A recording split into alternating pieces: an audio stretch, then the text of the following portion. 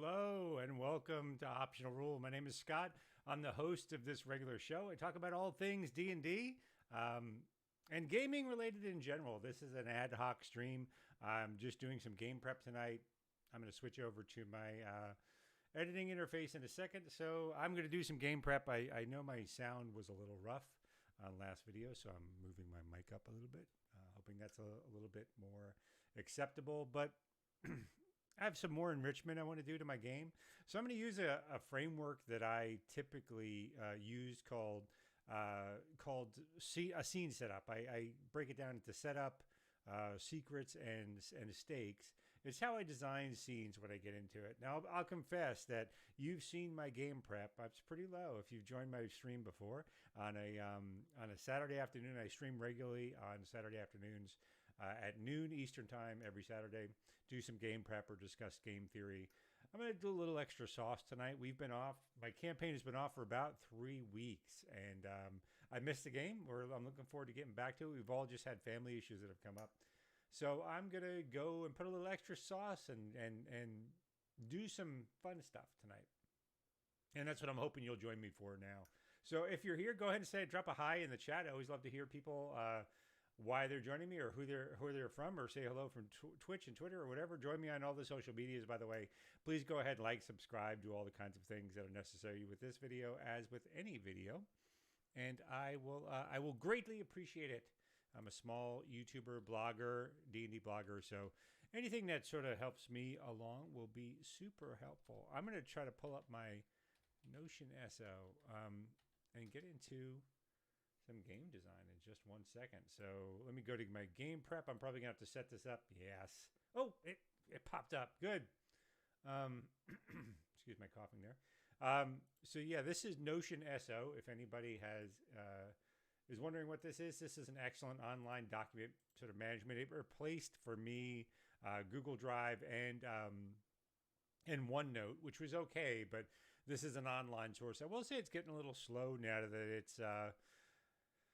it's getting large. If I expanded all of these windows, I would have quite a bit of content in here. So it's starting to get a little, it's starting to get a little large. I'm going to go ahead and create normally what I do, I have a session notes folder, and I use the format from Return of the Lazy Dungeon Master. That's what you're seeing here. These are the session notes coming up. I'm going to sprinkle in, as you can see, I don't have a whole lot of secrets and information other than they're going to the plane of Isgard sometime. Players don't know it. So by the way, spoilers for my campaign. If one of you is my players, go away, at least for a couple weeks. Then you'll have experienced this content. But yeah, this will be some huge spoilers if you're just joining me now, if you're seeing this before the session anyway. But you can see a lot of it is they're going to this plane, Isgard, which is kind of like the Asgard equivalent. And I'm going to copy this so I can bring it over because I'm going to show you a different format. So this is Return to the Lazy Dungeon Master. It's your typical strong start plot thread. I added a section for plot threads, potential scenes, secrets and clues, important NPCs. I am going to go ahead and actually set this up because this is outside of the module. I'm running Rime and the Frost Maiden. So anything I can do here I'm setting up basically 2 sessions or a whole adventure or encounter or whatever you want to call it that's of my own make. So I'm going to add a page here and call the Isgard sessions. So what's the so I'm going to paste just so I have them for my reference, but this is not the format I use. I want to take these notes that I've laid in before because they have a lot of names that I want to make sure I transfer and so forth. So there's 2 basic lands that they are going to move through. So first is, let me pull up my Foundry so I can give you a map of where we're going to go. So this is Foundry VTT. I like it. It really is a great VTT for me. I spend about $10 a month running it in Amazon Web Services. You don't have to do that. You can easily run it on your desktop, but I just do it. So the players are up here. They are in this little gorge. You can't see it, but there's a little gorge here, which I call Cold Ire Gorge. They've defeated a giant Jarl who is defending this big longhouse in this gorge. And I want to I was going to leave it at that, but the players have, after this epic battle, have said that they were interested in turning this longhouse into a player home base, maybe. So, if the players tell you that, if the players tell you what they want, believe them, first of all. And so I want to make something fun. I want to do something here that's a little bit more meaningful than just a giant house they can go to. So there's two things they don't know about this. So I need 2 sessions out of this. One is recovering the longhouse. So it's going to be Cold Iron Gorge. Will be one setting. Cold Iron. I started out calling it Cold Iron, but I misspelled it as Cold Ire one day, and I just like that better. And then I'm going to do one for Isgard, and the recovery and the MacGuffin, I'll call it. I won't call that in-game, but that's essentially what it is. So the 2 things they're going to do is they're going to realize when they get here, excuse me, sorry. They realize when they get here, there's a portal to Isgard itself that they can walk. There's going to be a section there where there's a labyrinth. So let me Google image search labyrinth. I can't spell anything. Let me call Viking labyrinth. And I'm not spelling that right either. But go to images. So you can see a labyrinth is one of these twisty, turny things. So they're gonna find this labyrinth in the midst of a stone circle, sort of like Stonehenge, and realize if they walk it with a magical item that I'll come up as part of my scene design here, that they are able to actually, when they exit the other side of the labyrinth in front of one of the entrance ways of the stone pillar, it turns into a portal to Isgard, and they'll be able to get there. Now they don't know that's coming, and this is I'm going against a lot of common sense DM advice. Water tonight, by the way. Cold water.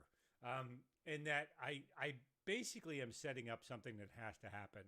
Now, we're going to go through this design. If for some reason, this is a nice one. This will be an example of like multiple places to exit. So they'll go in one side. They'll have to walk I'm going to actually bookmark this. Copy. I'll go to this page and see if I can open it up. Tales of the Labyrinth. Ooh, look at these. These are pretty nice. Online sources are always super great for these things. I like this one better, though. This one's similar down here. Yeah, so what the players are going to get is they're going to realize when they go to Isgard, I want to give away the entire plot line for Rime and the Frost Maiden, what I'm doing with Rime and the Frost Maiden. That's what I want to do here. In Rime, the players get to a certain location, and they... what's going on there? Okay, good. Players get to a certain location, and they a certain level, and they just decide to go down and undo this evil winter they're in. So I'm trying to set up a better plot line here. So what I want them to do is go across to Isgard and realize what the mechanism is for my version of Rime of the Frost Maiden. So they're going to get there. They're going to realize that the Frost Maiden came and stole the voice of a Norn who normally brings in the season. So she sings in summer and winter. And when they get to Isgard, it's going to be locked in a perpetual summer. So and everyone there is going to be sort of haggard and tired. And they're going to have to discover her egg that she usually hatches from and sings a new song to bring in, to end summer and bring in winter, that voice has been stolen, and that if they go back and recover the Norn's voice from the Ice Maiden, she will no longer be able to declare the eternal winter. So that's the MacGuffin. I need them to basically set up the end game of the campaign. Then we have about 3 months of playing through, gathering items necessary to recover the voice, and then going and confronting the Frost Maiden and getting that whole thing done. But that's the arc I want to set up. So the 2 things to do is go to Cold Iron Gorge, which is a magical rough cut gorge. What do I call it? Just with dark shadows and saturated with magical energy from the plains. So they'll get here. I want to set up their discovery and their investigation of the Longhouse. Discover a couple of secrets there. There's two main things. I want to set a story about the Jarl that just killed, what he was doing there, why he was doing what he was doing. Set a bit of a mystery, and then I want them to go through the labyrinth into Isgard and uncover the story there. So I'm going to set up a couple of scenes. I use a scene. This scene will be at the Longhouse. So this will be a heading 3. So I need Longhouse. The setup. And the difference between them, by the way, setup secrets and stakes. I try to take that because setup are things like what NPCs are there, what's the environment like. Secrets are what information can be found out here. Maybe it's not really a secret, but I use that because I borrowed that term from Return of the Lazy Dungeon Master. And then stakes is something I always use. Like if there's nothing at stake, if there's nothing that change, stakes are things that are either represent a risk or an opportunity to change the world. That's stakes, right? And if there isn't anything at stake, I would say, why are you having that scene? Maybe role playing is a good way to do it, but even then, the stake is develop your character more or not, right? That's what we're basically talking about. So let me work through this format, and I try to keep it super dead simple. So the Longhouse is a giant scale old timber longhouse with I want to set up a story of the giant being caring with patchwork but skillful repairs. Inside are books they've read, an open book they were in the middle of reading. So I love this when they've killed somebody, they're going to go in the midst of their life. I want to set like 3 different items to set up like who was this person. So I want them to be religious. I want them to be violent, obviously, but I also want them to be thoughtful. Inside are mounted trophies, mounted and stuffed of different. Why don't we make it like honored animals, like hunting dogs, favorite hunting dogs.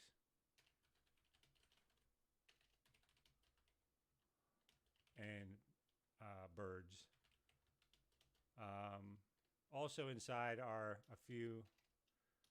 an open book by a nightstand. What is the book? What would the book be?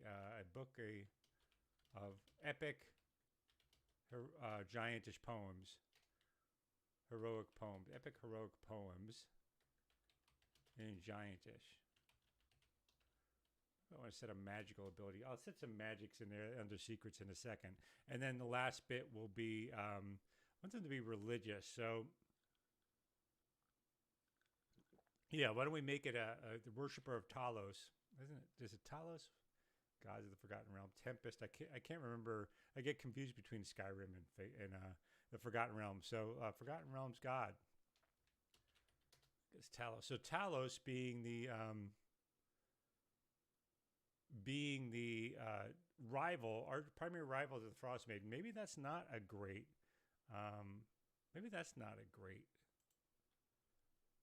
thing. So actually, I wanted them to be a guardian of Auriel. So I'm gonna set down Auriel. Let's see, Auriel.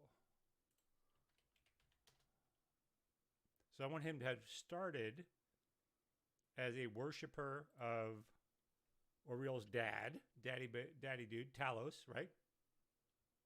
And I'm going to say there's desecrated, so setup again, desecrated figurines and carvings. Why wouldn't they just throw them out, right? I would say carvings into the wood carvings to Talos that have been overwritten by symbols to Auriel. So this is a holy site of Auriel now. Yeah, so they'll just basically be able to go, what are the secrets that we have here though? So that's a setup, right? What are the secrets here? So I'm going to maybe 3 good secrets. So the first is, this is a consecrated site to Auriel. So they're going to have to figure out how to undo that. What does consecration do? Let me go to D&D Beyond. Hi, welcome. Go ahead and say hi in the chat if you're it's all right to lurk too if you want to, but welcome to the chat. I'm just doing some game prep tonight. If I spelled that right, I'm always worried I have not. Consecrate spells. No. Oh, is it ceremony? I want to basically create hallowed ground. Yeah, ceremony. They can attunement, blessed water, coming of age, dedication, touch one humanoid, but next 24 hours. Okay. For the next 24 hours, whenever the target makes a saving throw, you can roll a d4 and add the number rolled to the save. Ah, okay. You can use this only once. Here's what I want to do. So what's the secret here? The secret is, and I have to figure out some way they can undo it. Anyone who does not pray, worshippers are real, who pray to her at midnight, I'll even say pray and sacrifice to her at midnight, gain, what is it called over here? Dedication, as per the ceremony spell. Gain dedication as per the ceremony spell. As per spell. Anyone who does not pray and sacrifice have, what were they, either disadvantage or -1. I can give a -1 on all rolls. A bane would be pretty powerful, right? To Oriel. Receives -1 all rolls. Do I do that or just say they can't sleep? They have to make a DC 13. That's what I'll do. They just can't get any rest here. Anyone who does not pray or sacrifice to Oriel has to make a DC 13 survival check to sleep or gain a level of exhaustion. Or gain a level of exhaustion from restlessness. So they're just restless, and the spirits sort of harry them in the night, make it so they can't get any rest or solace. So that'll be one of the secrets. How do they undo it? That could be another one. They will have to, they don't have anybody with them that can do it. And how would they find out? That would be, I can worry about that at a different time, but I want them to defeat somebody. I want them to earn this location because they're considering using it as a base. So I might say that a magic ritual, will let them free the site. They'll have to get somebody to cast consecrate. Other than that, I have a paladin in the party. Yes, paladin can do ceremony. Yes. It's a first level spell, 1 hour. That's what I'm going to do.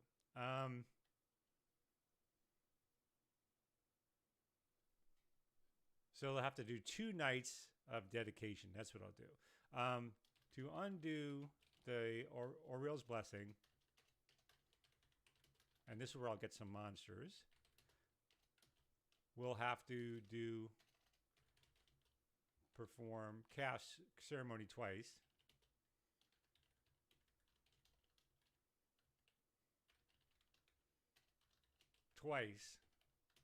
Once at midnight to undo the spell,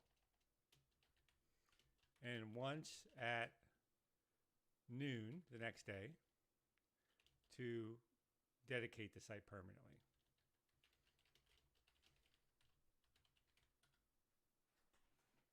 But they'll have to say to who? To who? All right, so the other secret is if they remove the dedication, cold light walkers show up. Ooh, and I have to figure out how many is a good number of cold light walkers for a 5th level party. Our stock toe, how will they know they need to do that particular action? Is that role played, and what is a separate, or is that a separate secret? Yeah, it's a good question. So actually, this is important to add about secrets. I am going to put in some notion of how they discover that. Typically, when I put secrets, I don't usually list how they're going to discover it. I leave it up to the players to do the investigation. So in other words, but this is a little bit more esoteric. So I'm going to put something in. How could that information be gathered? So they're going to be able to detect with detect magic and identify what's going on at the site. So I know they have access to that. To understand about the Oriel's blessing, they can make a knowledge religion roll that actually might work. Alternatively, when I do the second one of the other scenes, when they go to Isgard, they'll be able to find that information out from the NPCs that are there. So the way I try to set up secrets that are important anyway is I try to give a first opportunity or the minimum information for players to move from one plot line to advance the plot line. I just try to give it to them so they don't have to do a lot of searching. If I gate it, it's often value add information later. Like in this example here, there's what I'm doing is if they study it, if I say they spend some time a night studying it, going through the runes and actually roll a knowledge religion skill, they might be able to know it on themselves. I'll give it a 13 probably on the fly, 13 or 15. If they don't figure that out, they won't know it. But when they go to Isgard, they'll be told that directly. The other piece that they won't know that would take like a 20, they'd have to roll a secret roll of like a 20 or better to know that these cold light walkers are going to show up. So what I mean by gated information, there's multiple chances to find this out. First is studying the site themselves, using knowledge religion to discover that that's how that goes. And I'll just give them the information if they have it. And if they roll good enough, I tell them about the extra danger. If they don't, when they go through this labyrinth, assuming they do, they might walk away and not do it. But assuming they go through the labyrinth, talk to the folks in Isgard, they're just going to flat out tell them that there's a guardian that used to be okay with Talos outside this gate, because they'll call it a gate. And but he switched over to Oriel, and they're going to have to undo the magic there. I'll just give them the information. They won't tell them about the cold light walkers though. So let me go over to cold light walkers. Cold light walkers. Cold light walker. DC, what is it? Challenge rating 5, and is a party of 4 5th level characters. I wish there was a way to build a encounter directly out of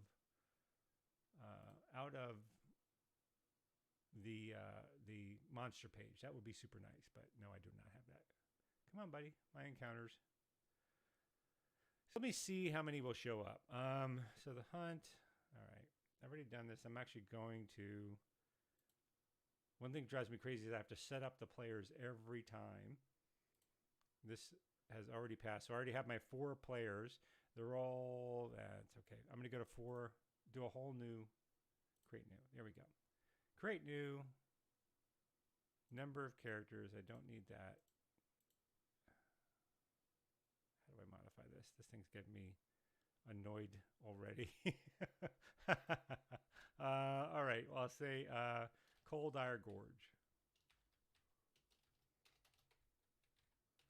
Thanks. Also like the thanks. I appreciate that. Yeah, we'll get into the stakes. I probably should put this under stakes. It's not always what's at stake here is I'll quickly list it. What's at stake here is recovering the magic, recovering the site as a base, undoing the magic, the blessing of Oriel, and reduces the and reducing her followers in the area, and then rededicating to another god will give the players a nice 1d6 ceremony bonus, 1d4 bonus, not 6.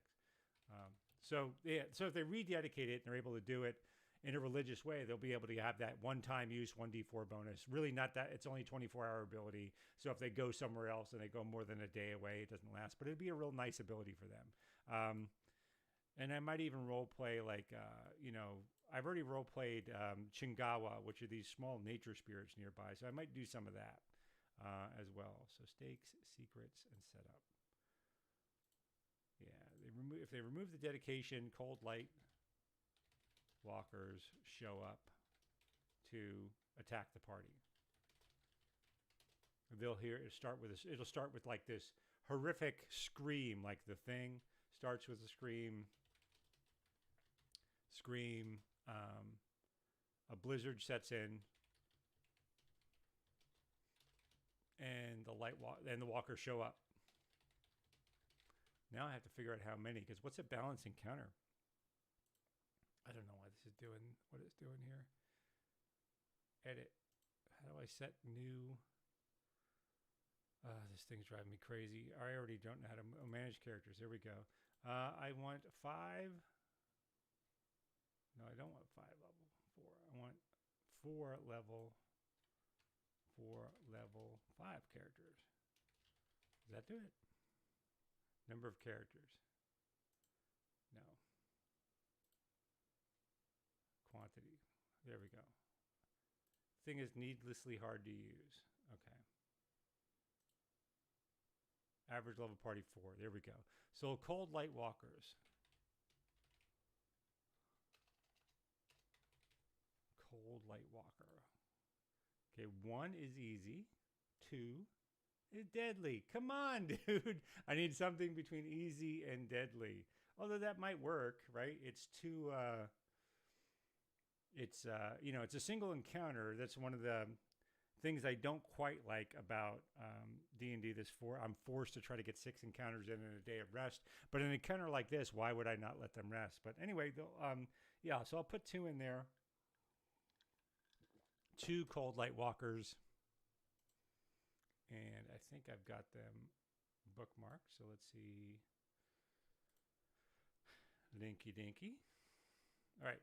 2 cold light walkers show up. 2 cold light walkers show up to attack the party. A blizzard comes. So let me see what the rules on our blizzard again. I'm trying to make it easy for myself to control whether what do we have right up on a blizzard? Rime of the Frostmaiden. Running wilderness encounters. Blizzard.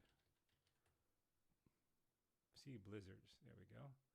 So blizzard will come in. It'll cut down. Visibility is reduced to 30 feet. That'll be good. Concentration is difficult to get. Veering off course. Extreme cold. All of that will be relevant. Let me put it in the notes. A blizzard sets in. All right.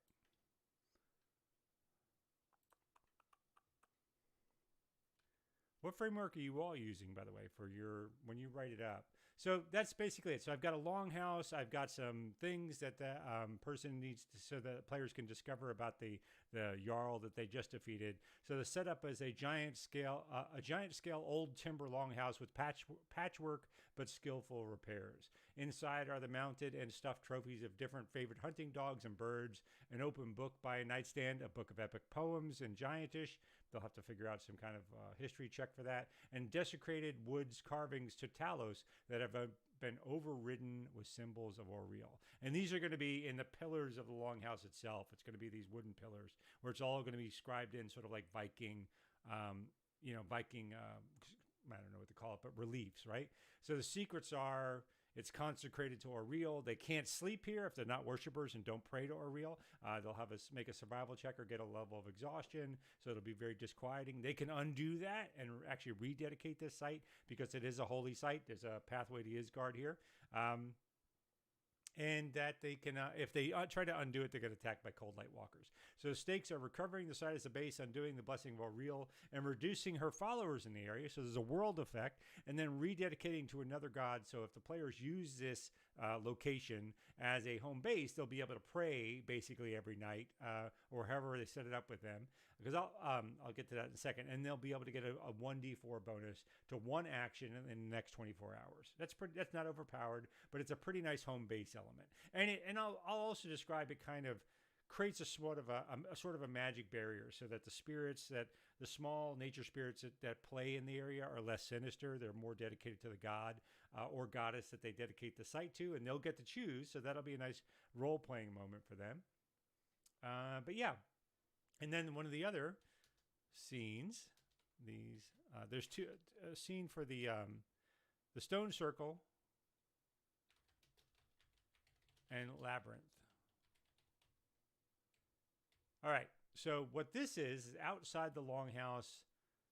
Nearby is a stone circle with a labyrinth in it and an altar nearby. So set up, secrets, and stakes.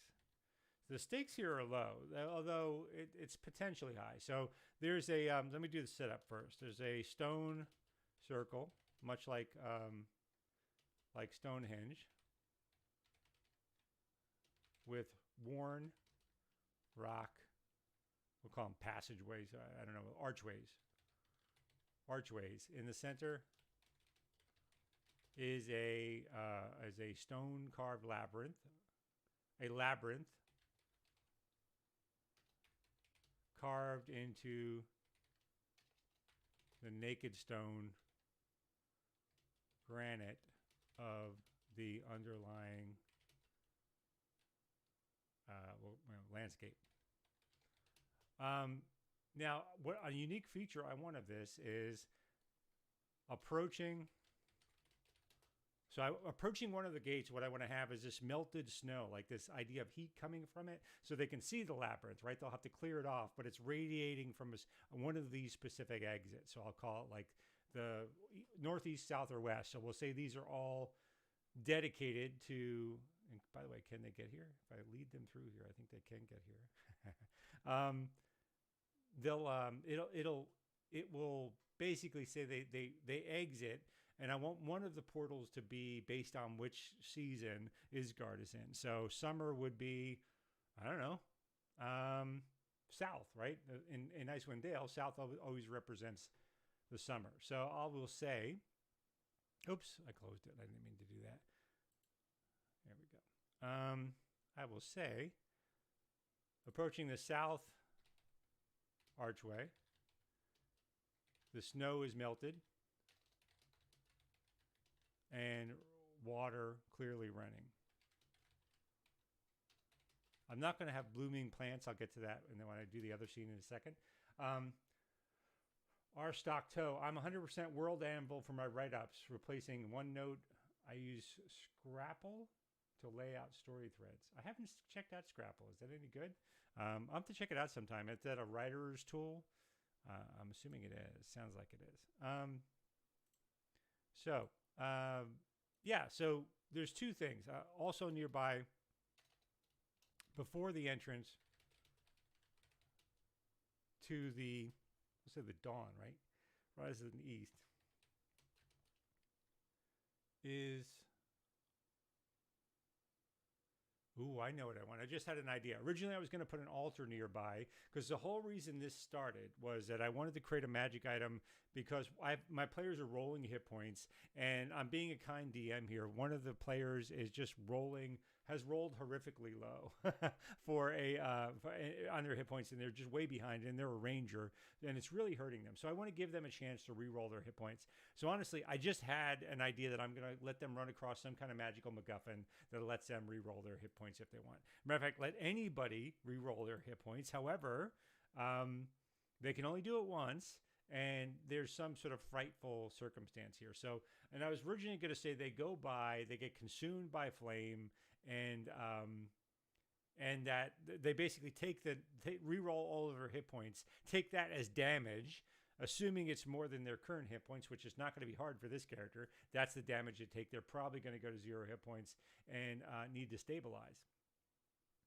And I thought I'd have them do it like as a separate thing to this labyrinth. But looking at this labyrinth, what would be super cool is the northern part, the northern exit goes from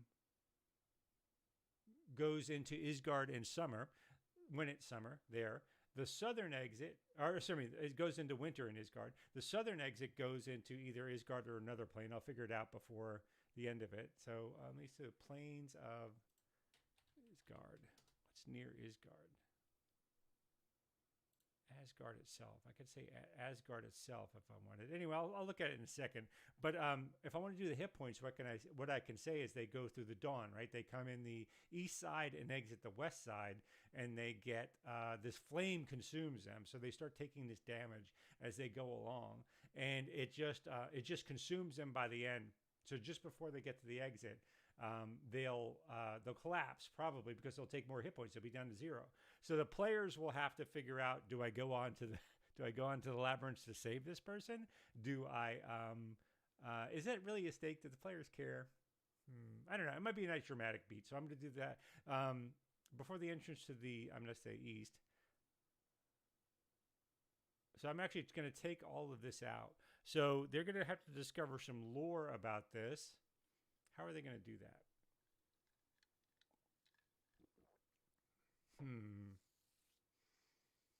So what are the secrets? So if they go, so let me list out the secrets. Entering north, actually entering in any direction. Exiting, entering from any direction. Starts a magic, a spell, a powerful spell. If they, with the result depending on where they exit, with a different result on where they exit. What's at stake here? End up in the wrong place, right? That could be one of them. Die from this hit point thing. There's 4 exits. What do I want them to be where they exit? So north is Isgard. I'll just say it's Isgard. I keep saying north. Yeah, north is Isgard.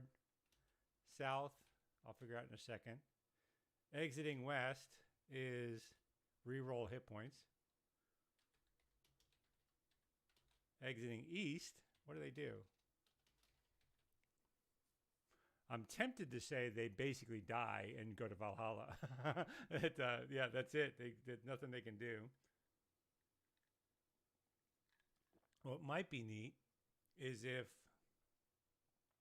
let them cast Resurrection, where they have to go.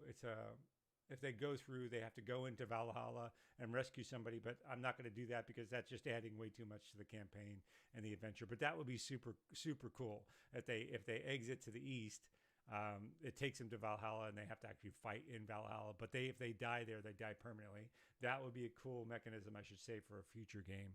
I'm not going to do it on this one, though, just because it's adding too much. So north, they go to travel to Isgard. South, I don't know. West, reroll hit points. East, let's say east is, that's the new dawn, right? So there would be like greater, remove disease.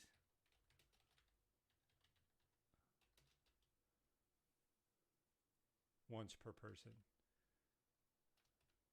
Only people can only reroll hit points. Disease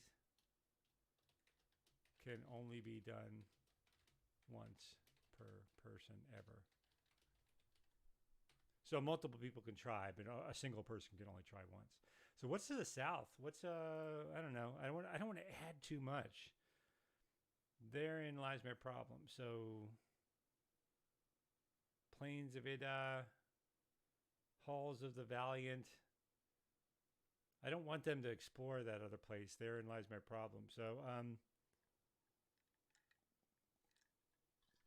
actually, wouldn't I just say that's how they leave safely? There's no other way to exit, right? So south, leave safely.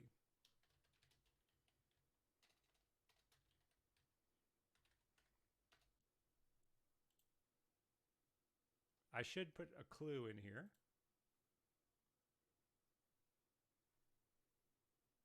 What would it be? So Viking ruins. Each exit has a Viking ruin.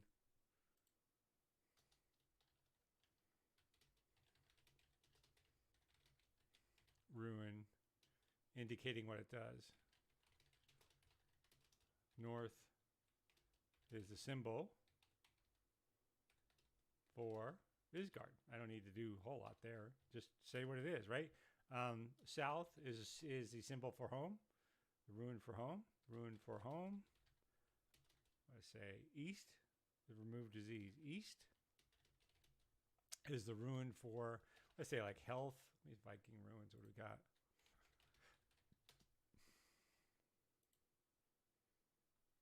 Are they listed here? God, gift, joy.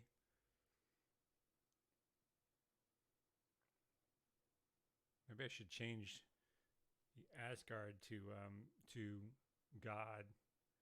Anyway, water, lake, God, heritage, estate, day, elk. I know there's like a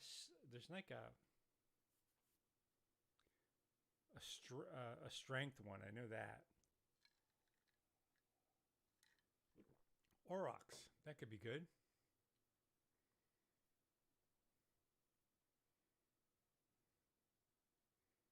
Elk, sun, the god Tiwaz. I don't know who that is. Tyr, god of war and justice. Okay. The god Igwaz, the Old Norse Igvid.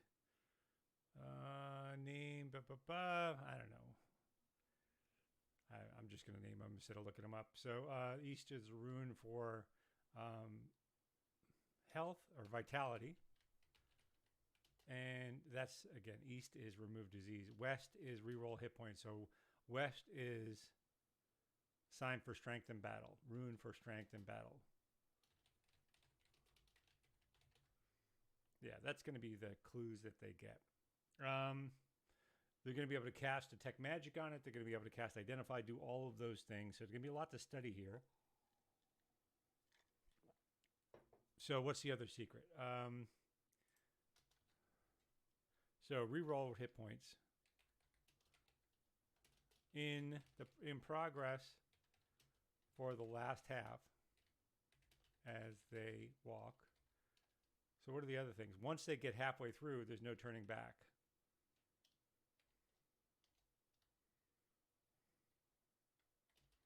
Once halfway, past the halfway point, no turning back. Or take their hit die and hit points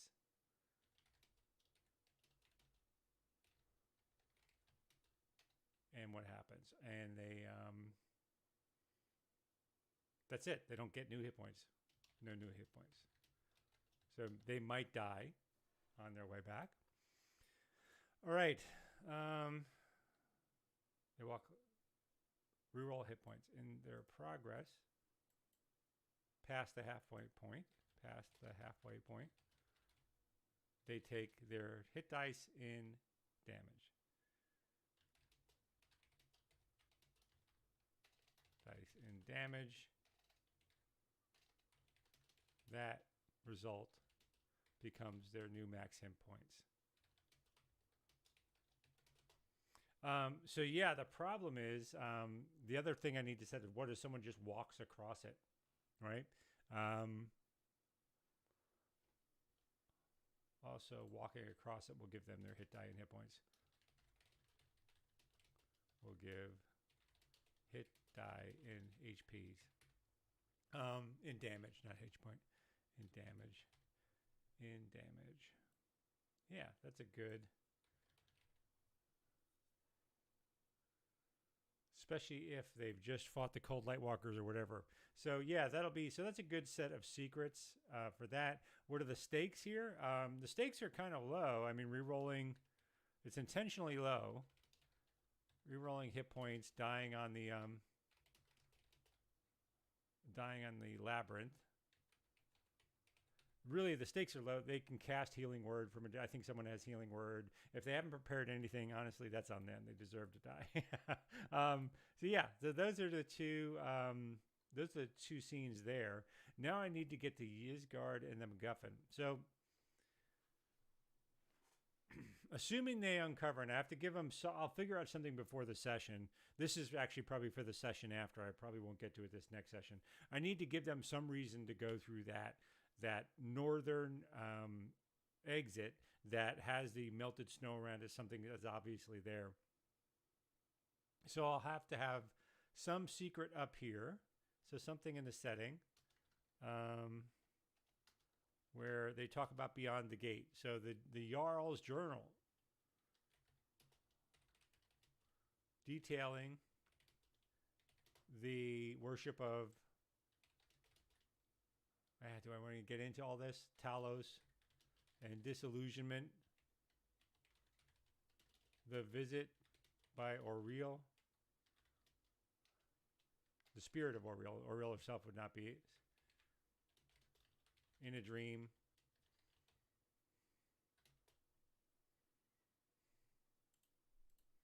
Asking him to carry her through the gate. Spirit through the gate.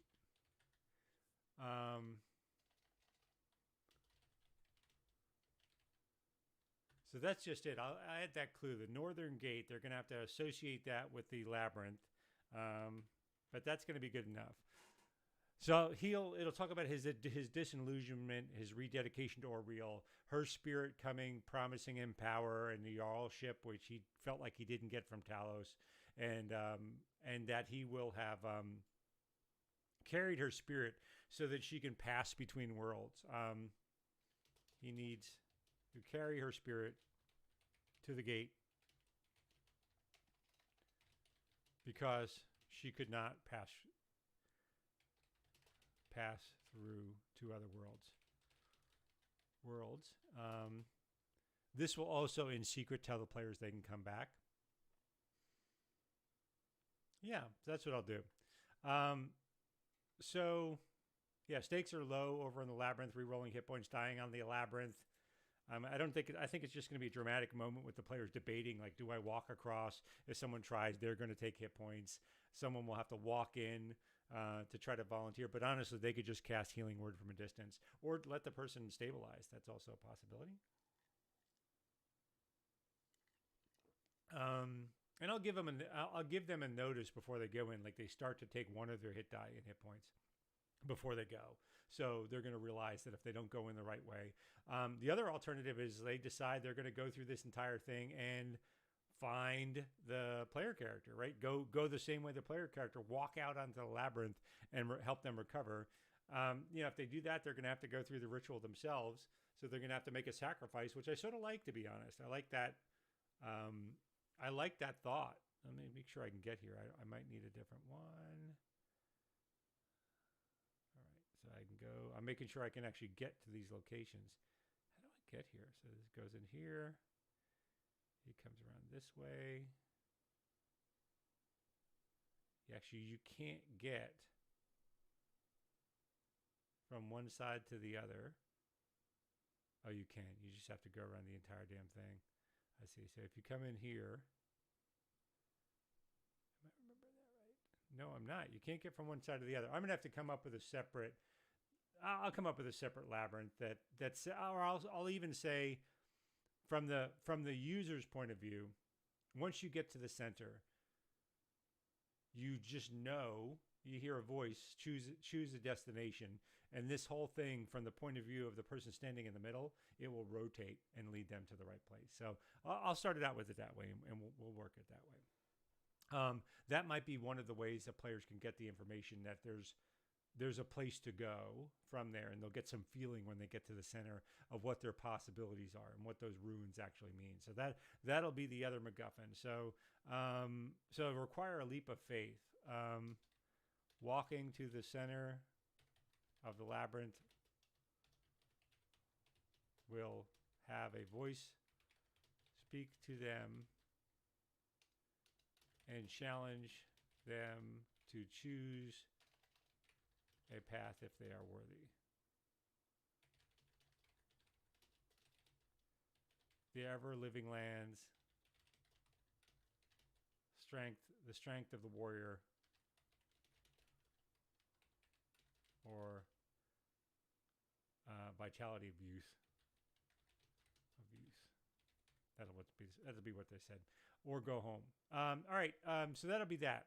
So Isgard and the MacGuffin. So like I said, what I want the MacGuffin to be is they discover how Auril has locked this place into an eternal winter in Icewind Dale. That when they go to Isgard, they're going to realize she stole the voice of the Norn who sings in winter. So that place in Isgard, they're stuck in a perpetual summer. So it's going to be this. First of all, as a game master, I like it because it gives me a break from this winter. Because one of the hard parts about running Icewind Dale is it is always running the Frostmaiden specifically, it is always nighttime and it's always snowing and cold. And after 7 months of playing now, we're all like ready for something else.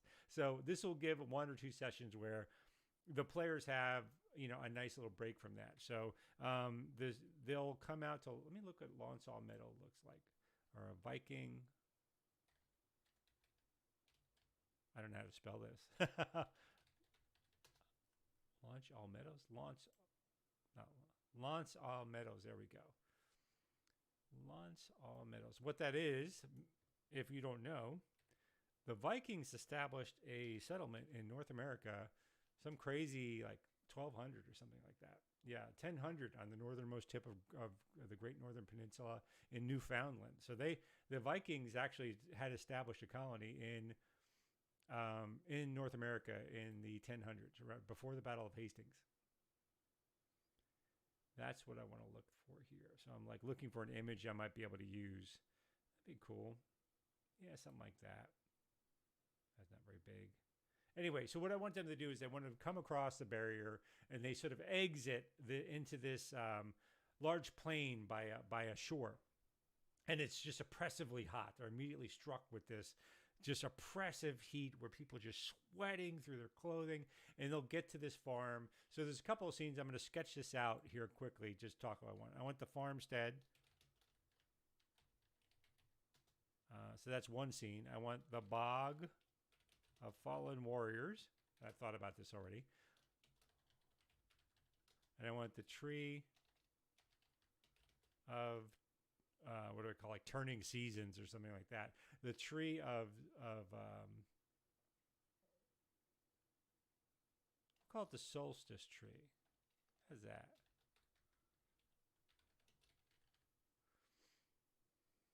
Yeah, so there's basically 3 sections that I want to go through. When the players get through, what I need them to recover is that the Norn spirit is in this egg that needs to hatch, and they need to get back to Icewind Dale. They need to reunify. This is how I'm setting up. I'm using the Caves of the Berserkers.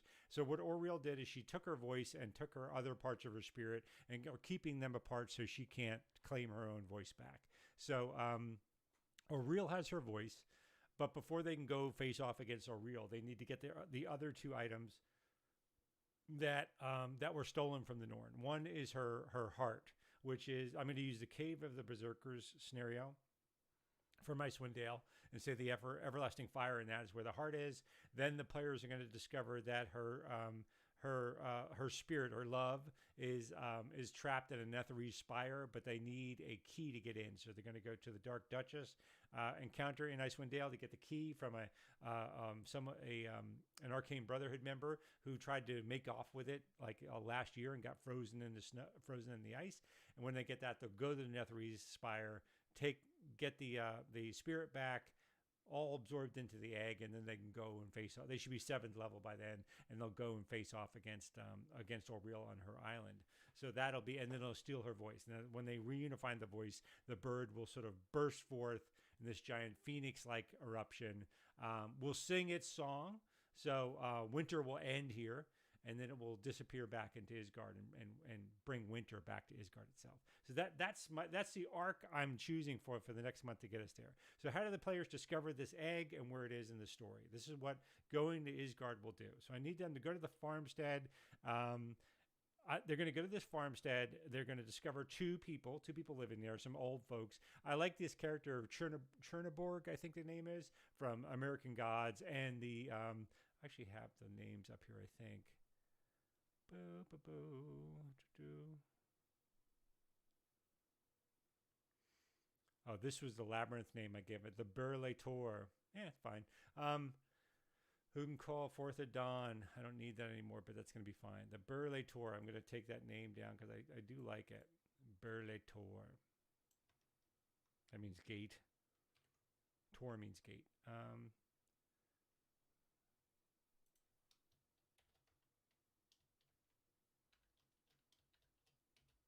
right, the Burle Tor.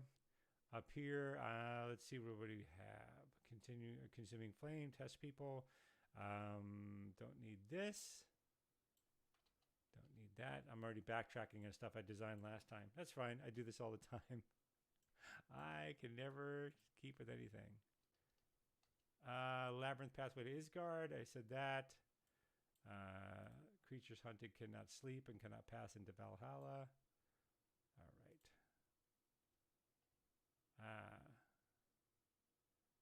Vindandri, that's the name of the Norn that I'm using.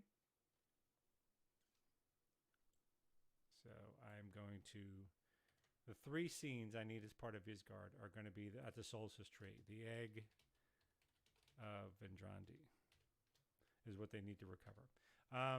So what I basically want them is to go to the farmstead, have some role playing with 2 people who are sitting there that basically unravels the story of Auril, who came in 2 seasons past and stole the voice of the Norn to ring in winter, and to just tell them what this is what's at stake. And that they've been locked in this damn summer now for 2 years. It doesn't end. Can you imagine something worse? And the players can sass them a little bit. I'm going to have a man and a woman, and there's another woman who's asleep. And the women are actually reflections of Eastern European goddess who they were twin sisters, one who would sleep during the winter and one who would sleep during the summer. That's what it's a metaphor. I don't think the players are going to catch up on, but I'm going to do it because I think it's cute. So that's the farmstead is revealing the secret, talking. So setup. There's not a lot of stakes here, except for secrets and stakes. So the stake is finding out information about Auril and recovering the Norn spirit.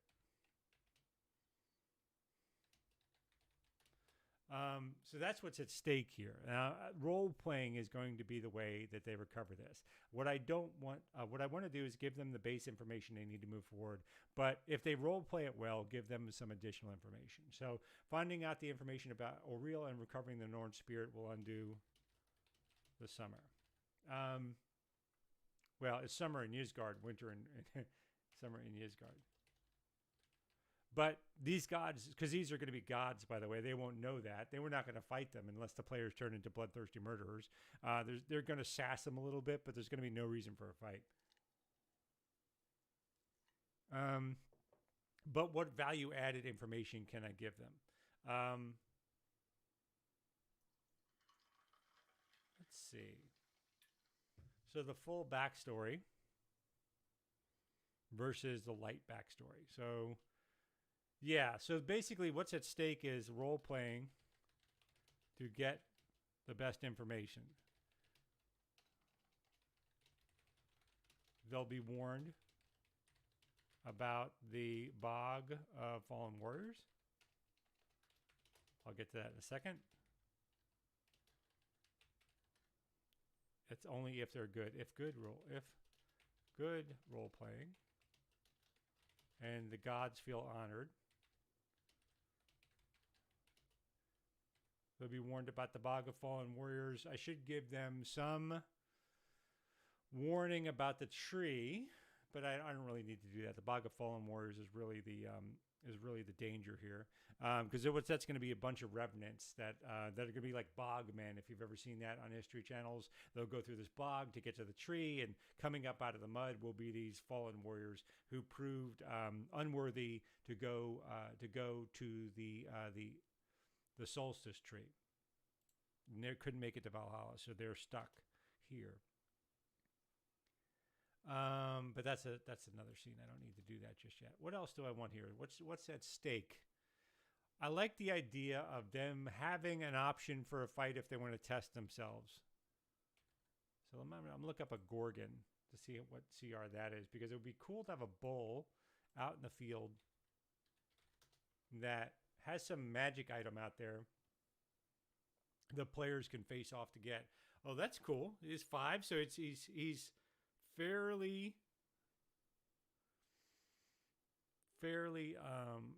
right on their power level.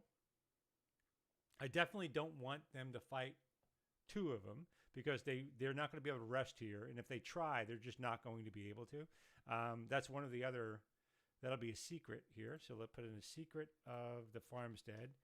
Nobody can benefit from a long rest because of the oppressive summer.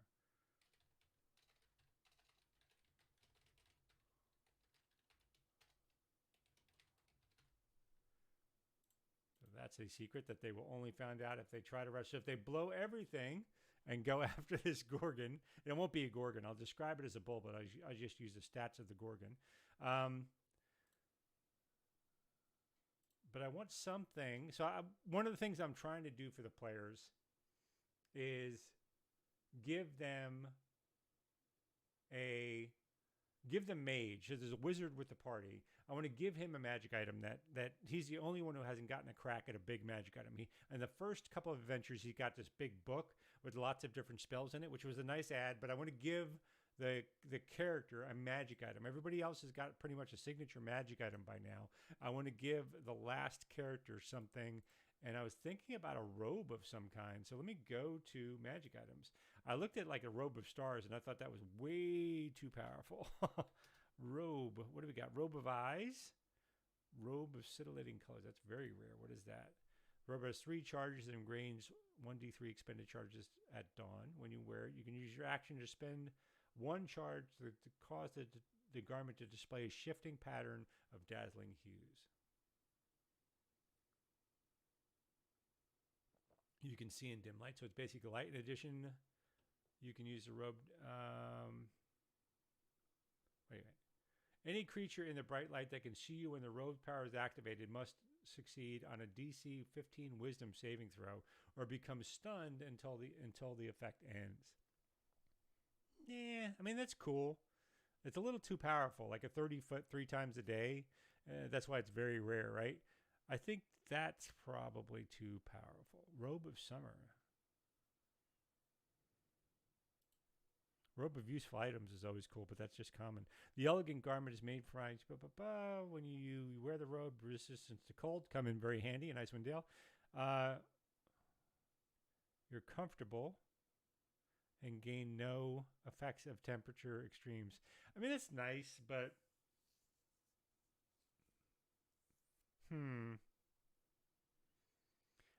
really what I want for this character is he's been beaten up. This mage has gone down to 0 hit points more than anybody else in the party. What I actually want to do, so I'm going to give them a robe of summer, maybe robe of useful items instead. I'm going to give them a robe of useful items.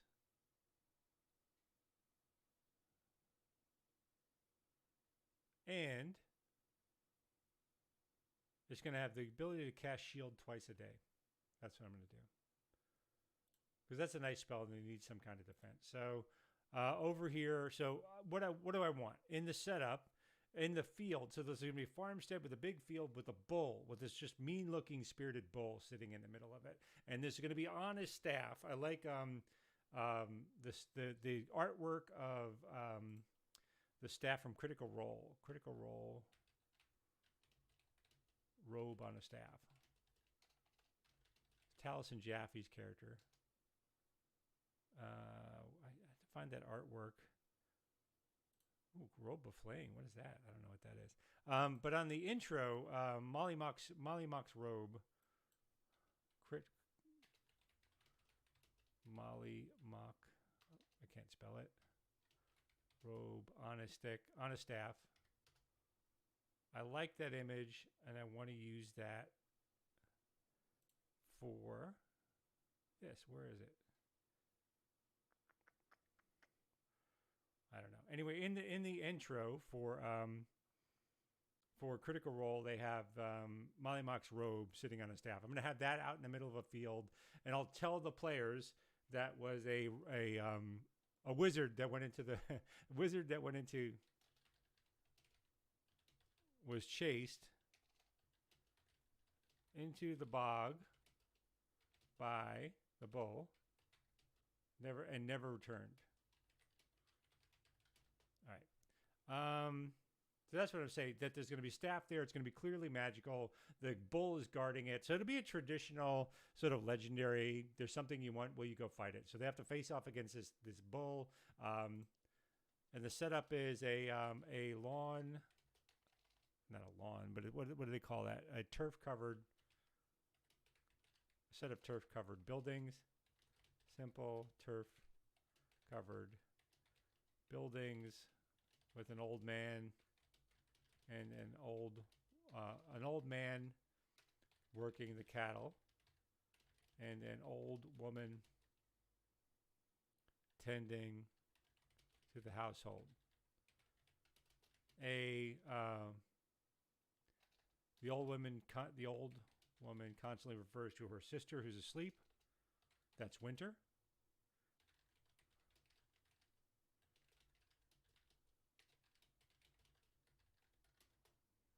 One of the scenes I want to set up, and I'm not going to write it fully out here, just to give them an idea of the legend and backstory. They're going to come up, and there'll be a bull that, by the way, trigger warning if you like semi-violence against animals. I'm not going to be violent against them, but just to do the setup, as the players approach the farmstead, they're going to see this big sort of older man, just sinewy muscles, out with a sledgehammer in a field with a cow. He covers the cow's face in a cloth, and he just whaps it right in the middle of the head with its hammer, and takes the cow down, because they're farmers. They're getting ready for more food, and that'll set the stage for the players to understand there's a danger here, although there'll be no intended fight.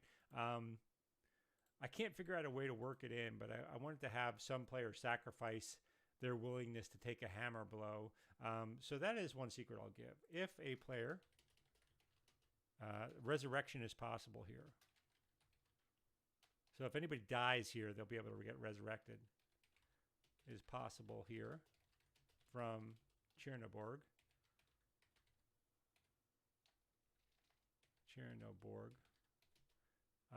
If someone is willing to sacrifice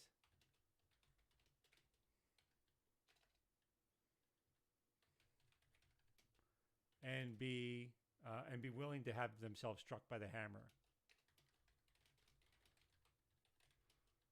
Struck by his hammer.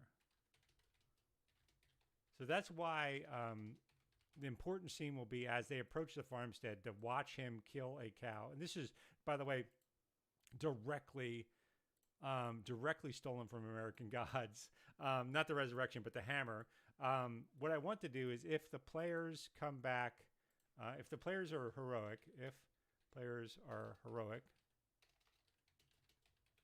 they get a light tap. Because he never says he'll kill him. He just says to hit him with the hammer. Tap. If they're non-heroic, that's unlikely, non-heroic, he'll give him a full whack. And I'll figure out the hammer damage later. But they'll just have to send him to 0 hit points. The players will have to stabilize him, and they'll have to go on their way. That's a possibility. All right, so set up. Like I said, the old woman constantly refers to her sister as asleep. They'll speak. There's an additional thing I want here, though. I want somebody in a cage, in a gibbet. There's a thin, red-haired man in a gibbet at the other side of the farm. I want it to be Loki, an analog for Loki. So he's the one who's going to give them information, tell them not to trust people. He's basically going to try to subvert them. So I want Loki. What are other names for Loki, so I don't have to just like break it out? Loki, Norse god of, in some sources, the son of, okay, I don't need that. What are some other names for Loki?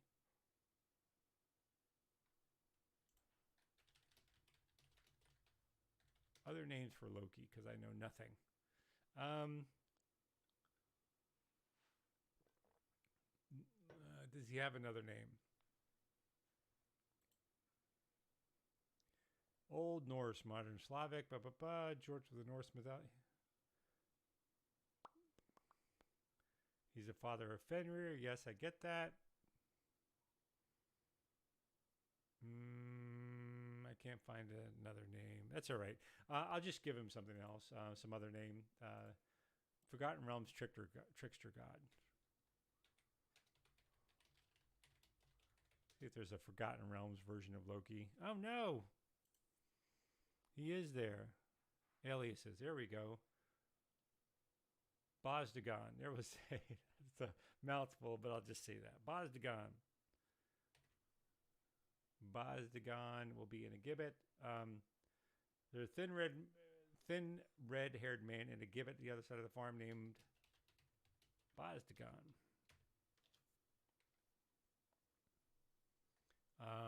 Who I'm kind of picturing that scene from Willow of Mad Mardigan in the gibbet. Who wants water, and for players, him out. He's going to betray him if they let him out, though. He's going to get him into the bog. He'll lead them through the bog, and which he'll do, but he'll just lead them into danger. So promise to lead them through the bog.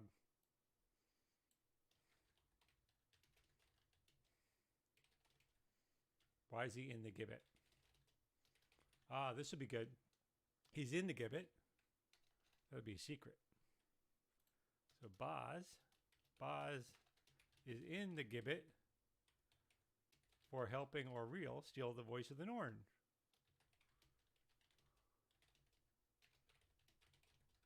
These people can't take a joke.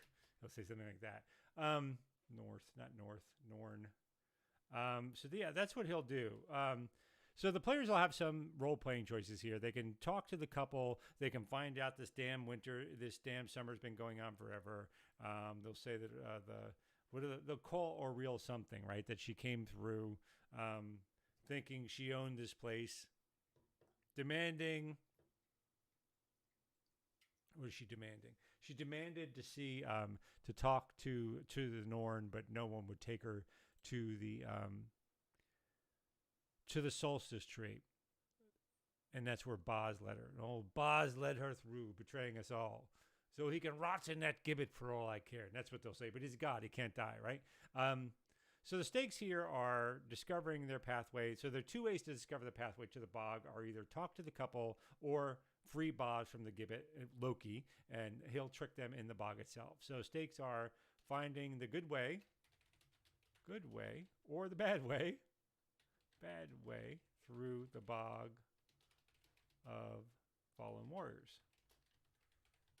And one last stake. I want them to get, so I said a wizard showed up last summer. We'll say it's an Arcane Brotherhood. Wizard showed up last season looking for information on the Norn. Chernobog.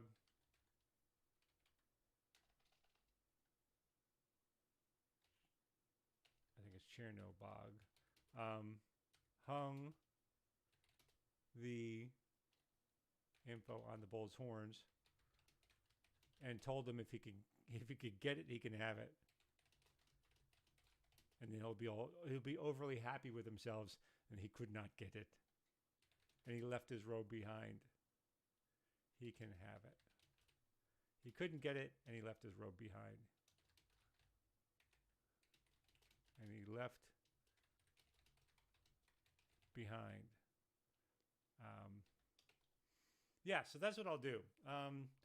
So that'll incentivize the players to decide if they want to go out and tangle with this bull. Robe of Minor DR.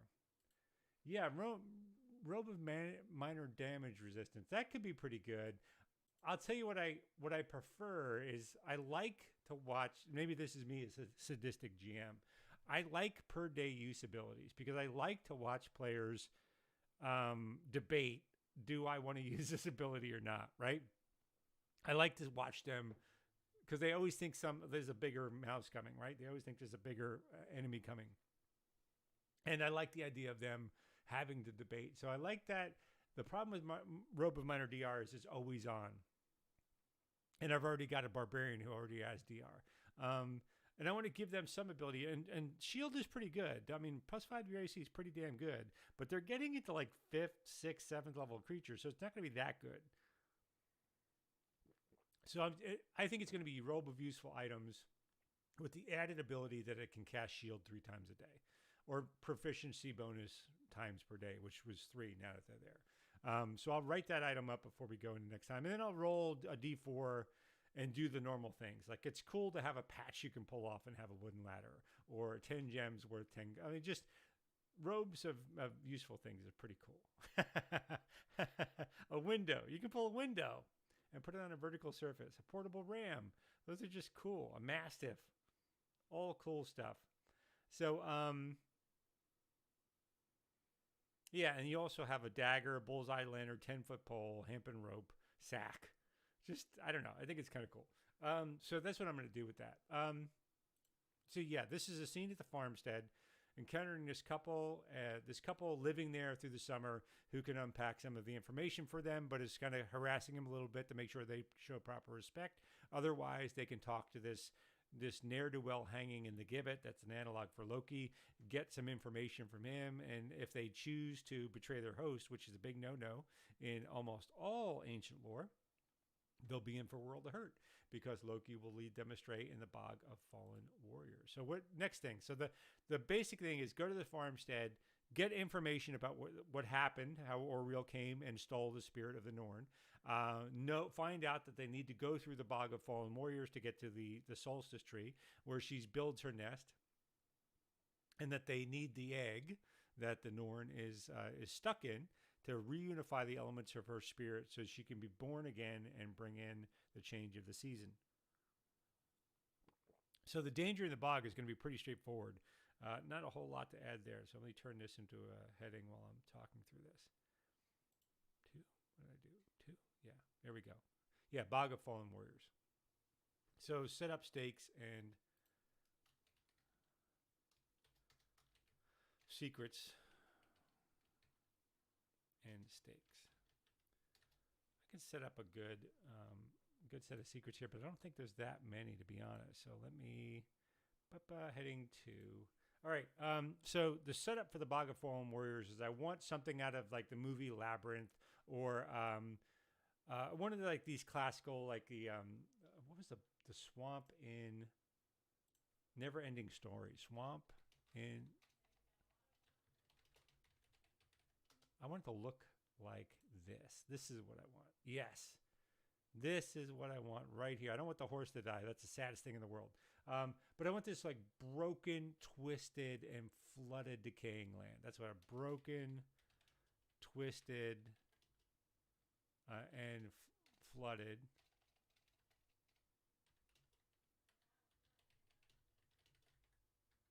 Flooded land full of a tangle of, I don't know, rotting trees and obscured with thick fog. That's going to be it. I just want that. That is the bog, and it's just going to be tradition. All that's really going to happen is they have to fight their way through. There are no secrets I can think of. So the stakes are dying here, dying to the revenants. I don't really need, I'm going to use the reverent stat. By the way, this bull up here, before I forget, I want to link this Gorgon. I'm going to use a stat block for the bull where they recovered that, the cloak. Role playing, best information, finding a good way to put the warriors, and fighting the bull for the mage's robe. The bull is going to be using the Gorgon stat block. So they'll get an encouragement from the warrior. Go ahead, give it a try. See if you can test your mettle. Yeah, that'll be great. We'll either have a good meal or a good laugh. That's a great, that's a great line. We'll either have a good meal or a great laugh. That's great.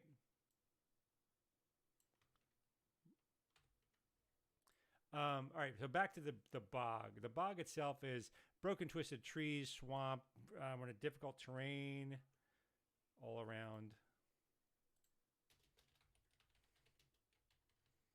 I wonder if there's a quicksand stat block somewhere. Is there a quicksand in 5e? Water walking, quicksand, snow, mud, no. Slit pit, answers quicksand, silt pit, dungeon of the mad mage. Using the quicksand rules, here we go. Dungeon master guide, quicksand. Quicksand, that's what I like to see. I'll read those rules later, but I'm going to use the quicksand rules for the bog itself. That's going to be one of the stakes of Loki, right? Difficult terrain, use quicksand rules. So I'll make that a secret. Use quicksand if they are not on a thin and narrow path through the bog. And they'll discover that narrow path by being told by the couple from the farmstead. If Loki brings them through, the couple tells them survival won't help because it's a magical realm, right? Tells them where to start. Find it. Otherwise, Loki tricks them into the middle of swamp. Of the bog. They could set out on their own too. There's really, the bog is going to be quite right there. They're going to be able to point to it, so they'll be able to go ahead right there. But at some point, I want them to fight off against revenants. Then really, they're going to be bogmen, right? Bogmen. The bogmen. If they have a picture of them. The indie rock band. I don't think it's them. But yeah, it was very true. Like this right here, they found all throughout Europe in these places where people had ropes still around their head. Their skin was leatherized. They're going to rise. They're going to be warriors that have tried to get through the forest before and failed. They're going to rise with that leathery, sinewy skin and walk forward and attack the players. Revenant. It might be too. What are they? CR5 as well? I'm packing a lot of CR5 creatures in this. They don't hit that hard. Let's try to see what the DC 13 armor cost. Not bad. 136 hit points. That's pretty rough. Damage resistance, necrotic, and psychic. Not too bad. Lots of condition immunities. They regenerate hit points. That's a rough one.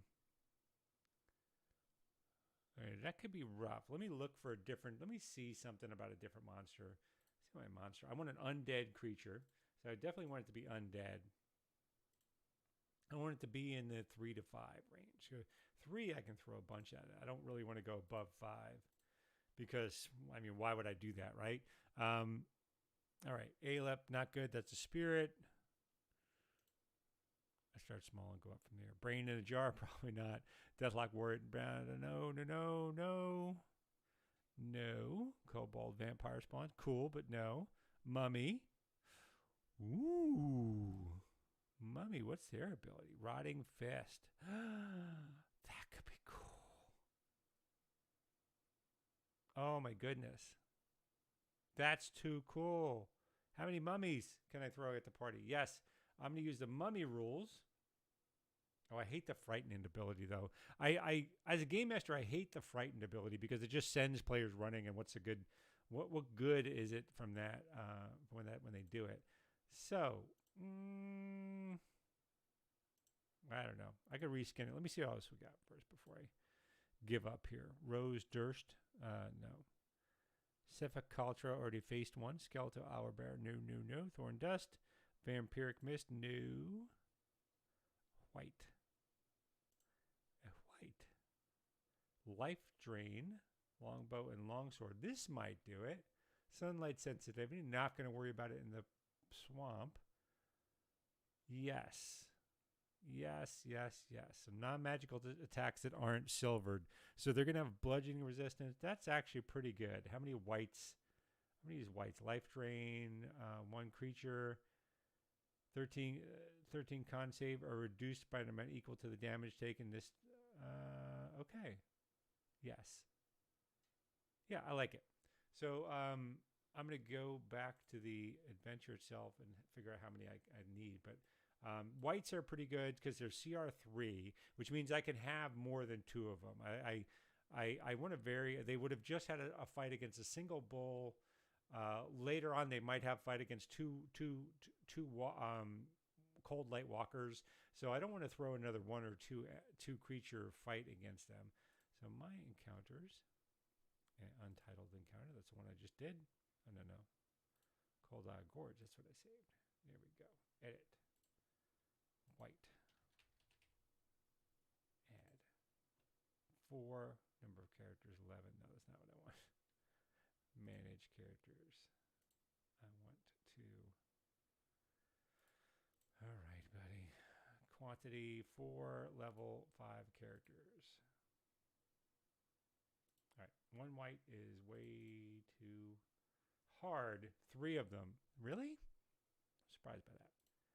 4 is deadly. 4 is enough. I hate to throw all of these deadly encounters, but they would have just had an easy encounter, right? Against, assuming all of them fight the bull. 4 whites, I don't think is terrible, to be honest. Look at them one more time. 45. The players can burn through that a couple quick rounds, even with damage resistance. Life Drain, yeah, that's rough, but stays until they finish a long rest, so they don't recover it when they're in this zone.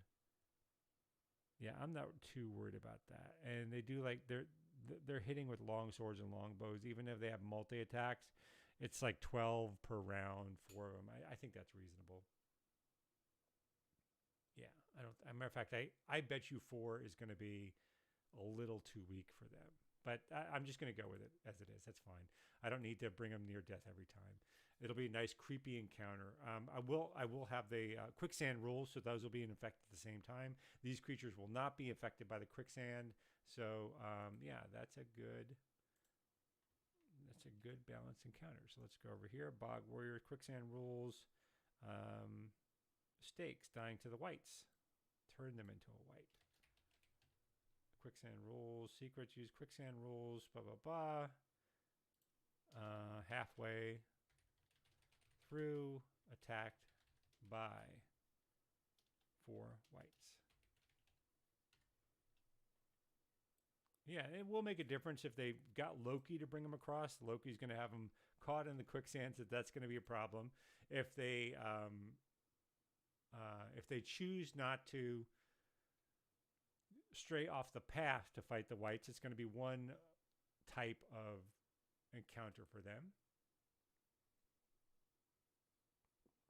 That'll be great. I like it. So that's it. And then they get to the tree.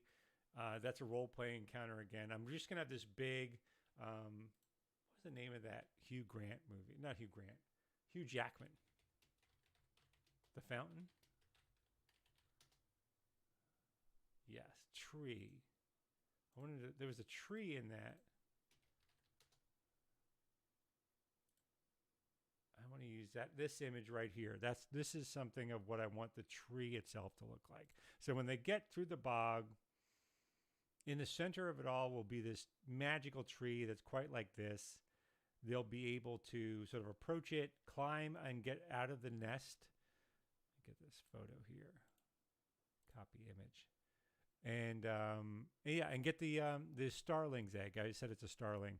Then they'll be able to sort of leave, go back. They'll get some information about the ritual itself. They'll get the Edda of the name of the Norn. The Edda of Vendandri, right? So instead of actually describing it, I'm just going to paste in the picture because I can't do better than that. It's going to be awesome. Climb to recover egg of Dondry. I'm not spelling it right. I'll fix that later. I want all kinds of spawned nature spirits hanging out in the branches.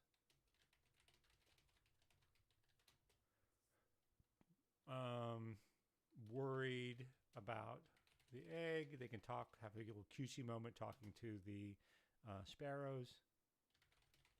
Egg, frightened because the seasons haven't turned.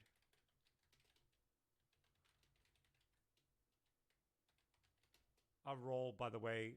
I'll just do a random treasure for the Bog Warriors. I'll come up with a nice treasure for each one of them, CR5. I'll come up with a treasure for the Longhouse as well, so I'll add additional items there. And this salsa tree. So once they get that, they just go, they leave. They're done. They go back, leave with the information. Doesn't mean Edda of Vendandri. How do I spell it? Come on, buddy. I'm forgetting the stuff I typed 2 seconds ago. Vendandri. Yeah, there we go.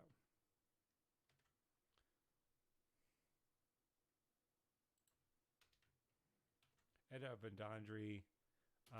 Talking about how to reunify the egg, how to hatch the egg by reunifying the spirit. So I'll teach them the ritual that they need to do that. So that'll be it. So then that'll set up the end of Frost Maiden itself. People will go on from there. And yeah, somebody's asking me something on Twitter. If you're here, Drew, yes, I was trying to fit the monster data onto a single page. But if you saw my blog post that I made, I think I posted it today. There's a big table on there with a bunch of 15 different rows. I couldn't do it in a table format, so I had to use an image. It was such a. So I used an image and I linked it to the spreadsheet.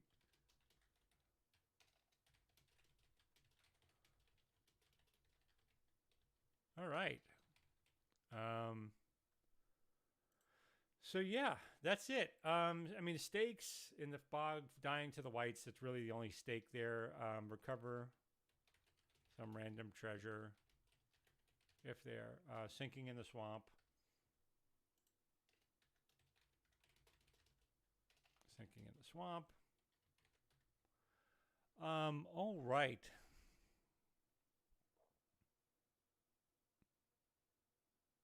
That's it. I don't need to do too much of the tree here because I don't need to do the full format. That's it. So that's it. I've got, this is for the next 2 sessions. This is going to get me where I need to go. That's all I was going to do today. How's your night going? D&D fans? Anything anybody wants to talk about tonight? This was very productive for me. Here's the Yizgard. I'll get rid of that. I'm going to put up optional rule. If you haven't seen the post I made earlier today, go ahead and check that out. If you're interested in sort of optimizing for creatures, I am not. I just like knowing what things are, but I have to say I'm not the best at understanding what I'm looking at. So I basically took a bunch of data. You can see this chart here. I linked to the actual spreadsheet I used here, but I put an image of it in here. But I took the different resistances monster have bounded by their CRs, what their totals are, to figure out like how many of them are generally resistant against different types of conditions or damage, and do a little waxing philosophic on what that kind of means, plus some monster saves and so forth. But yeah, this is based off the Great Monster spreadsheet, which is I got here out of Reddit. And yeah, check that out if you think of anybody else. It's been interesting watching somebody else plan a session while I'm doing the same thing. Oh, that's cool. That's cool. I hope you got something out of this. I tend to 99% of the time use the Lazy DM's session prep. The difference is, though, the thing that people miss about that technique is you need a general module, you need a general scenario to prep for, and if you don't have one, I don't always find that that sufficient. Like I needed to take a moment here and just work through like what am I trying to do here? Like what broad scenes am I trying to set up so to group them? Because this is not part of Rime and the Frost Maiden. I've created a separate ending here, so I needed to shim in this extra encounter because I built this Jarl encounter on the end of the Black Cabin scenario. If you're familiar with Rime and the Frost Maiden, and I mostly because I wanted to feature mounted combat rules, was I just wrote and posted to my blog a few weeks ago, maybe a month ago, and I had this great epic fight with this very big Jarl on the back of a woolly rhino who was fighting off with this hammer they could throw and return to them. It was really fantastic fight. Almost had a TPK on it, and but this Jarl lived in this big longhouse, and the all I was going to do with that is it was a place for the Jarl to live, and the players can get some treasure from there. And I was going to give this altar that that one player can redo his hit points from. And then the players showed so much interest in this that I was like, well, let me flesh this out. And the truth is, I had no ending for the module yet. I have the ending in the module, but it's pretty lame. There's just the way the module is written at some random point that just happens to coincidentally come across when the players can handle it level-wise, they choose to go to Oriel's place and take her down, relying on the players to be heroes. So I wanted to give them a little bit more context. I wanted to make a little bit more story, flavorful story in the background. And I wanted to give them a specific MacGuffin that they felt like, oh, if I go here and do this, I actually have an upper hand. I have some reason why I and only I would go fight off Oriel with this magic item, seeking to rebuild the spirit of the Norn. And at the end of the campaign, I can say the players live in the house and they go into Isgard and have adventures there in their future levels, but we'll leave the campaign off there and we won't continue with the characters. That'll just be part of their narrative, their story of where they go, which I like. I think that's great. All right, I think that's it for me. If there's any other questions, please let me know. I thank you very much. Is to Honey Badger, thank you very much for the follow if you're still here. Thank you very much, RSock2. I hope I'm pronouncing that right. Thank you very much for the follow as well. I stream regularly on Saturdays at noon Eastern time. I think last time I talked about the problem of I do a lot of design, theory crafting, some game prep, usually around a specific item of game theory. I do a lot of theorizing. Check out my blog at optionrule.com. That's what's up right now. I've posted quite a few articles. I posted so many articles that I'm starting to forget what I posted previously, which is a little weird. But yeah, I've been gaming for like 40 years, so I have lots of thoughts here. I'm an old man, so I'm going to lean into the old man stuff. It's Greg. We've spoken on Twitter. Hey, Greg. Oh, yeah. I think I know who I'm talking to. Hey, Greg. Welcome here. Yeah, so where am I going? So yeah, join me on Saturdays. I do this every Saturday. Try to foster a discussion and talk about something good. Follow me over on Optional Rule. I'm active on Twitter. Greg, you're already there. Same August 79. That's about the same time I started. I think might have been 79 or 80. If you're in a similar age bracket as me, it's funny how years run together. You know, when you get older, you start thinking things that happened 2 weeks apart actually happened like 2 years apart. These weird things with gaming. But I'll tell this little story since you're in my peer group. My first game was not Dungeons and Dragons. I didn't actually play that until I played D&D maybe 1980, 1981, maybe something in that period. My first game was something called Melee or Wizard. They used box sets by Metagaming, which was headed by Steve Jackson at the time before he created Steve Jackson Games, and it's known now as the Fantasy Trip. But yeah, that was my first role-playing game. When I came from that, which is 3 stat based, no skills, D6 based, it's 3D6s. When I came from that to D&D with like armor classes and hit points, and I was like, what is this? Sorry, I banged my mic. It was a very weird transition, but it was fun. But I have been playing and gaming all kinds of games for 40 years and 40 plus years. They're great stuff. Great stuff. It's hard to believe I'm that old, but time has its way with everybody, right? Nobody gets out alive. yeah, so that's it for me tonight. I think I'm going to wrap up here. Thank you so much for joining me if you've been here, especially for engaging. Greg, it was really a great chance to meet and talk with you. If I remember right, we had a weird interaction that was mostly me, so I apologize for that again. Um, you know, it's been great to talk to you on Twitter since, though, and I hope you'll continue to engage me.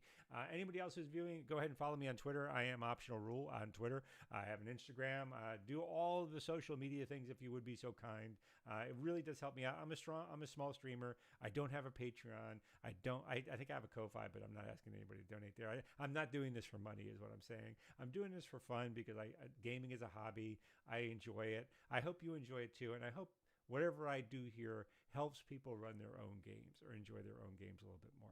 It's a hobby I love. It's given me a lot through life. I'm hoping I'm giving something back. So anyway, I'm not charging, but if it would be of great help to me if you can share this video or give it a like, thumbs up, subscribe, that whole bit like that. Share it on your own social media, on Twitter. That would be really super helpful. So those shout outs are really what I'm asking to help support the channel. I plan on continuing to do this until I can't do it no more. So I hope you join me in the future, especially on Saturdays at noon. All right. Thank you, everybody. Really appreciate it. Starting up my outro music because I'm such a pro. All right. Thanks, everybody. You take care. Have a great week and get a good game. And remember, in the meantime, fun is not optional.